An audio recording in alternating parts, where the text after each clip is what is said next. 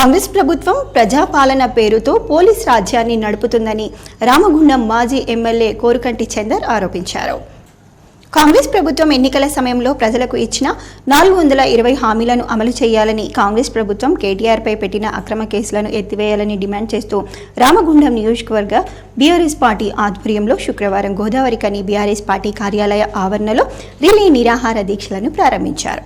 ఈ రిలే నిరాహార దీక్షలో కూర్చున్న మాజీ ఎమ్మెల్యే మీడియాతో మాట్లాడుతూ కాంగ్రెస్ ప్రభుత్వం ప్రజాపాలన అంటూ పోలీస్ పాలన నడిపిస్తుందని, ప్రశ్నిస్తే కేసులు పెడుతూ ప్రతిపక్షాలను భయపెట్టాలని చూస్తుందని అన్నారు. ప్రభుత్వంలో ఉన్న సమయంలో హైదరాబాద్ బ్రాండ్ను పెంచిన మాజీ మంత్రి బీఆర్ఎస్ వర్కింగ్ ప్రెసిడెంట్ పై ఫార్ములా ఈ కేసు పేరిట కక్ష సాధింపు కేసులు నమోదు చేయాలని కుట్ర పన్నిందని అన్నారు. కాంగ్రెస్ ప్రభుత్వం ఎన్నికల ముందు ఇచ్చిన 420 హామీలను నెరవేర్చాలని, పోలీస్ పాలనతో బెదిరింపులతో ప్రభుత్వాన్ని ఎక్కువ కాలం నడపలేరని కోరుకంటి హెచ్చరించారు. కూల్చివేతల పాలన, బెదిరింపుల పాలనకు ప్రజలు చరమగీతం పాడడానికి సిద్ధంగా ఉన్నారని, రామగుండంలో జరుగుతున్న అహంకార పాలనపై బీఆర్ఎస్ పార్టీ ప్రజల పక్షాన పోరాడడానికి సిద్ధంగా ఉందని తెలిపారు.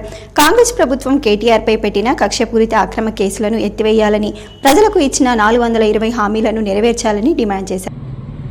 కాంగ్రెస్ ప్రభుత్వం ప్రజా పాలన అని చెప్పి పోలీస్ పాలనను నడిపిస్తూ,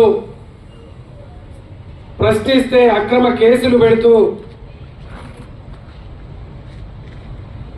కేటీఆర్ గారి మీద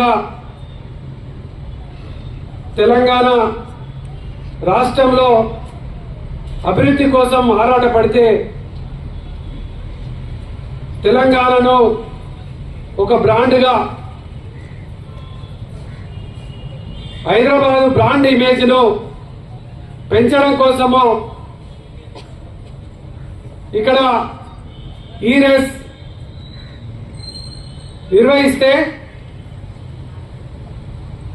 ప్రపంచంలో ఉన్నటువంటి అన్ని దేశాలు కూడా మన రాష్ట్రం వైపు చూసినాయి. కేటీఆర్ గారు నిన్న సవివరంగా జరిగినటువంటి కార్యాచరణ అంతా కూడా వివరించడం జరిగింది. మరీ దుర్మార్గంగా కేటీఆర్ అన్న మీద అక్రమంగా కేసులను పెట్టడాన్ని నిరసిస్తూ రామగుండం నియోజకవర్గంలో రిలే నిరాహార దీక్షలను ప్రారంభం చేయడం జరిగింది. కాంగ్రెస్ పార్టీ ప్రభుత్వం ఎన్నికల ముందు ఇచ్చినటువంటి హామీలను సంవత్సరం గడిచింది, ఇప్పటి వరకు నెరవేర్చలేదు. ఈరోజు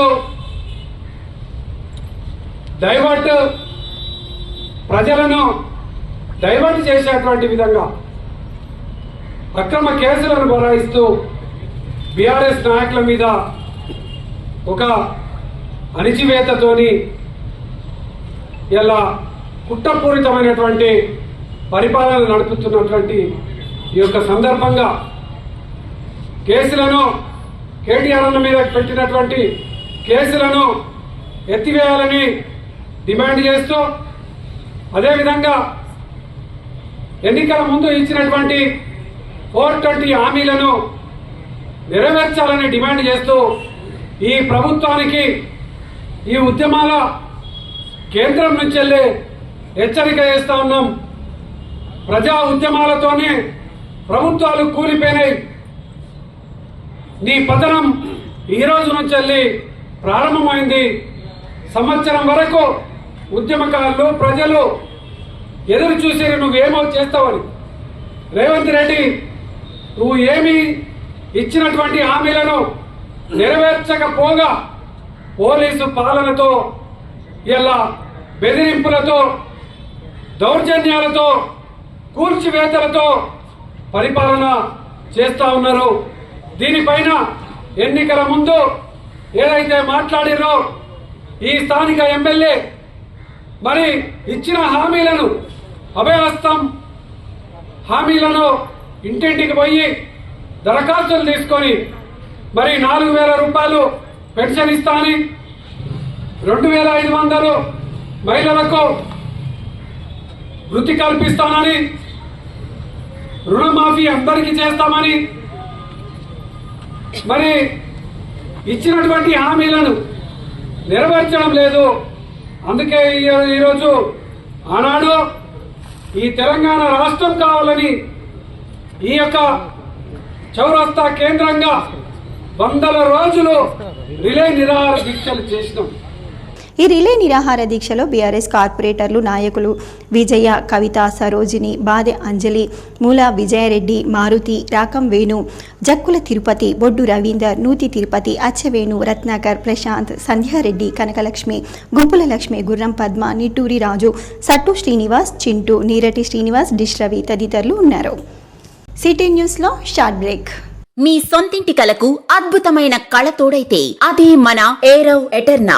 అత్యంత అధునాతన టెక్నాలజీతో అందరూ మెచ్చే ఉత్తమ వసతులతో ఇల్లంటే ఇలానే ఉండాలి అనేంతగా మన ఎన్టీపీసీ జ్యోతినగర్ లో విశాలమైన 2 BHK and 3 BHK residential flats, swimming pool, kids play area, walking tracks, party celebration lawn, super markets, car charges, 24/7 CCTV monitoring వంటి ఎన్నో ప్రత్యేకతలు. ఇప్పుడే కాల్ చేయండి 882459 ఏరవ్ ఎటర్నా. మీ సొంత ఇల్లు ఎన్నో వసతులతో ఎంతో అందంగా. ఇల్లే కైలాసం, వాకిలే వైకుంఠం. అటువంటి సొంత ఇల్లు అంటే అందరికీ ఎన్నో రకాల అంచనాలు, దాని అందంపై ఎన్నో రకాల ఆశలు. ఆ అంచనాలకు ఆశలకు రూపం మన ఎన్టీపీసీ జ్యోతినగర్ లో ఏరవ్ ఎటర్నా. గోదావరి కనిలో మీరు ఊహించని టాప్ క్లాస్ ఎమ్యూనిటీస్ తో మీకోసం ఇప్పుడే కాల్ చేయండి 882459 ఏరవ్ ఎటర్నా. మీ అందమైన భవిష్యత్తులో ఒక అందమైన ఇల్లు.